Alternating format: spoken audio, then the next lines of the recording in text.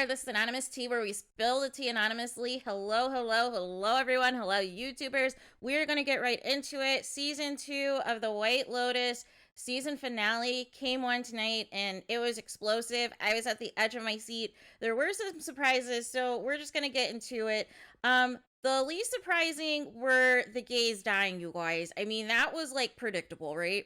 The prostitutes basically making a lick, you guys, basically conning these men and getting payment and everything else. I was confused though with Lucia not getting payment in advance for some of these transactions, where she had to like hound Cameron around for the rest of the money, right? Also, I cannot believe Albie fell for the scam of Lucia and thought she really wanted to come to America. And shout out to the bellmen who were in on the scam as well, pretending to be pimps that were going to kill Lucia if she did not get her money, you guys, only for everything to be all funny and games at the very end. The prostitutes made out the best. She got her bestie Mia a full-time gig at the White Lotus singing the piano. We find out that the original piano player Giuseppe in fact was not dead, and low-key exposed Mia to Valentina, but she was so caught up with, getting her world rocked the night before that she didn't even care that, basically old girl tried to kill him, right? She didn't care at all. I think Valentina and the prostitute storylines were the most complete, were the ones that came most full circle. Like there was nothing else to do with their arcs, with their storylines and everything else. So let's get into the madness, you guys. I was so agitated with Albie. Like, I was like, seriously, dude, like, you're just falling for the okie doke. I was so mad at Portia. She kept falling for the okie doke. She had multiple opportunities to get herself out of the situation, stemming from at the hotel when Jack told her that they weren't coming back. She could have snuck out at the middle of the night, and it doesn't matter whether or not she had money. She could have went to the police. She could have went to the embassy and got herself out of there, got herself escorted back to the White Lotus or something, because she was technically kidnapped, right? She was technically kidnapped and she was in danger, and her phone was missing, right?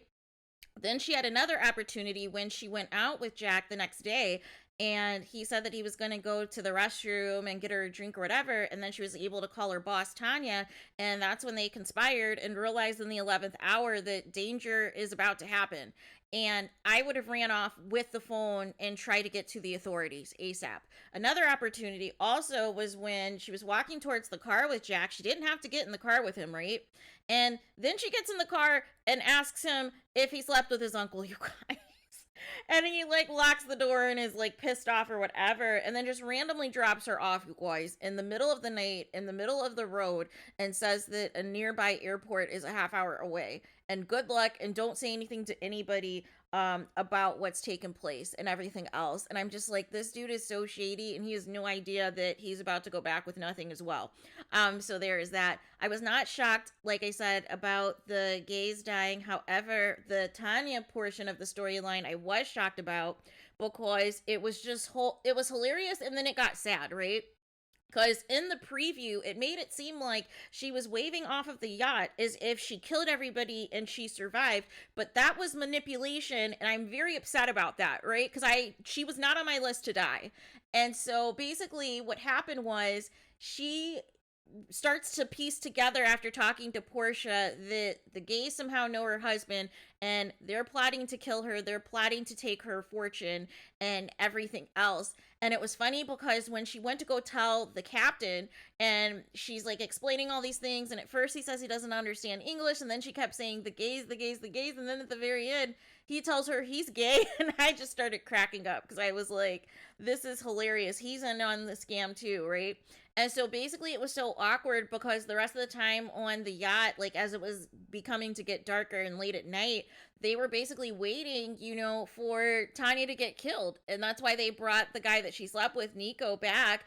And, Tanya quickly takes the bag, and in the bag is like rope, tape, and also a gun.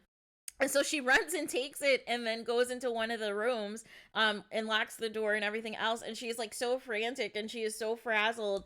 and the gays knock the door open, and she just goes on a shooting spree, and she kills everybody except for one person who was able to jump off overboard, and I presume was able to swim away and everything else. Boy, it was just a hot mess, you guys. But I hated the way that Tanya went out, because I'm like, this would have been better off if, like, her food was poisoned or her wine was poisoned or something. And, they got her knocked out and then had her, like, tied up and had her duct tape and threw her overboard, or something, right? Or just shot and killed her, right? That would have been more fun than seeing Tanya attempt to get on the speedboat, and instead of looking for a ladder, instead of looking for a safe way to get off of the yacht, she decides with her heels on to just randomly jump off the boat and hit her head off the speedboat and just drown to her death, you guys. Probably from the impact of, like, her head hitting the boat or whatever, hitting that metal and everything else. But it was just an awful way for her to go, you guys.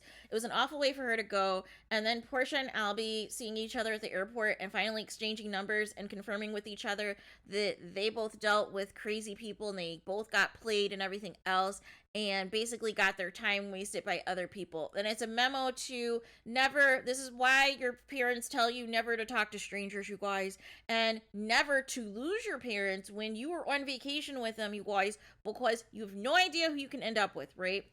So there is that. Also, the couples, you guys, oh my gosh, the couples. So their storylines were very interesting, because ultimately we still don't have a final answer. I think Cameron basically confirmed at dinner when he said to Harper, "Thank you for letting me thoroughly enjoy you." I was like, oh. So I think from the start, Daphne and Cam are swingers, you guys. And I think whenever they do couples events, couples trips, couples weekends, whatever, I think this is their game, right? I think this is their scam. They start off very lovey and dovey and appear very cringe to the other couple, and the other couple is skeptical, and because nobody can be that happy like that 24/7. And then when they split up, they each work on the spouse, right? They each work on them and kind of give them a little bit of a glimpse, like, hey, this is what it's like when my husband's not around. This is what it's like when my wife is not around. We do coke, we party, we hook up with hookers or whatever. And, then the wife is, like, working on Harper and everything else and trying to tell her not everything is perfect, and low-key confirming that, she's even stepped out sometimes too. And so basically they continue to work, right? And they realized that it would be easier for them to get Harper pissed off first, because Cameron knows Ethan, right? And in the past, he's always slept with any girl that Ethan liked or was involved with except for his wife. So it would be easy to plant a condom in his room, because Harper would be obsessed in thinking that Ethan cheated on her, right? And she would want to get back at him. She would want to get revenge. So that was Cameron's opening, right? To do that. But then as the result of that, Ethan now wants revenge, and I thought at first he was going to kill Cameron in the water, but then it would have been too obvious because there was too many people around looking and watching and everything else. So I didn't think that was going to happen. And it was so funny, after that encounter, after Ethan punched Cameron and Cameron was still just kind of laying in the water, and then he started to laugh, that was another confirmation that basically it didn't matter if Ethan was pissed, because he got what he wanted, right? He still got to hook up with Harper at the end of the day, so it didn't matter.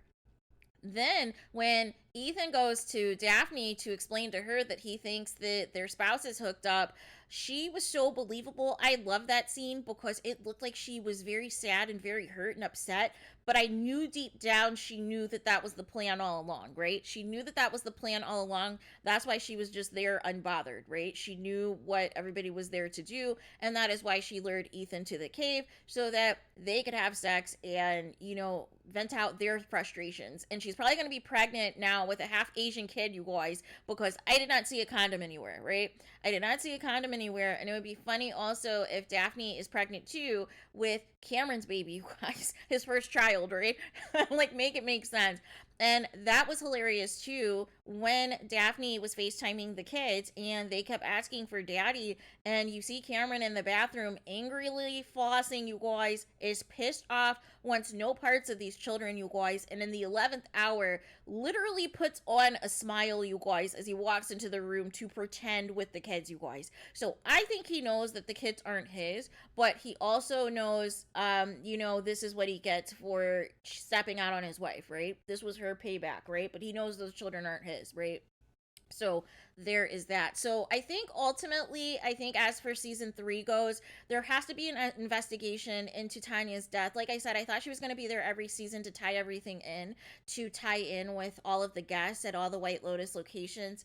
But I think they're going to focus in on Greg and Portia probably would be back, and probably Albie if they go the route of him and Portia being together and they go together on the White Lotus, and that's like their annual trip now, because that's where they met, right? And now they're together. I can totally see that. I can totally see Portia coming into a small fortune from her boss.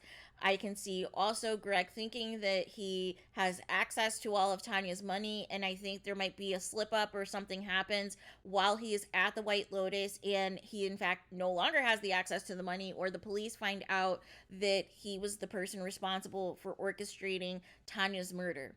So I think there could be a lot of moving parts with that. So those are my thoughts really for the most part. Like, I was at the edge of my seat. I still was thoroughly entertained for the most part. I felt the couple story kind of eclipse Tanya's just because of the way Tanya went out. Like, I felt if Tanya had a better death, or if she came out on top and killed the gays and came out on top and was able to get on that speedboat and get back to shore, I think her storyline would have topped the couples. But I felt like in the end, the prostitutes came out the best, and I felt secondly, I felt the did they or didn't they with the couples, really kind of gave another level of intrigue, right? Because we still technically don't fully have an answer, but we can kind of imply that we do have the answer, because what Ethan, fantasized about as far as Harper and Cameron hooking up seemed pretty legit to me, right? It seemed very legit to me, and it's very weird that Ethan was not sexually interested in his wife anymore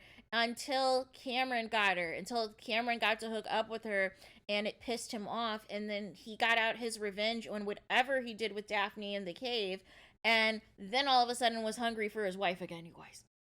So I don't know if that's going to be like the thing moving forward, that like his wife needs to cheat on him in order for him to be interested in her, or if it's going to be like one of those cuck situations. I have no idea, you guys, but it was very weird, and I was trying to like piece together, okay, is this how this is going to be for the rest of your marriage? And I thought the shot of them mirroring each other, how the couples were sitting at the airport, it was everything that Ethan and Harper did not want to be. They did not want to be the couple like Cameron and Daphne, but then they realized, in order for them to be happy and have the peace that they need, there are going to be some secrets between them. And that was kind of my takeaway from that. So there is that. But let me know your guys' thoughts. What did you guys think of the finale? Were you shocked at anything that took place? Were you shocked at some of the storylines? Were you shocked at who came up dead? What are your guys' thoughts in the comments? Are you excited for season 3? What do you guys think is going to happen to season 3? What do you think will be the link to Tanya in season 3? Because it seems like, because they made it seem like at first that Tanya was on board for season 3, that she was already signed to be season 3, and if that's the case, she's likely going to be in flashbacks. But outside of that, I feel as though essentially she is going to be the link for future White Lotus seasons, right? Whether it's going to be via her money or via her assistant or now her husband or whoever, like it's going to be something that still ties her, right? So they're probably going to name like a suite after her or something, I don't know.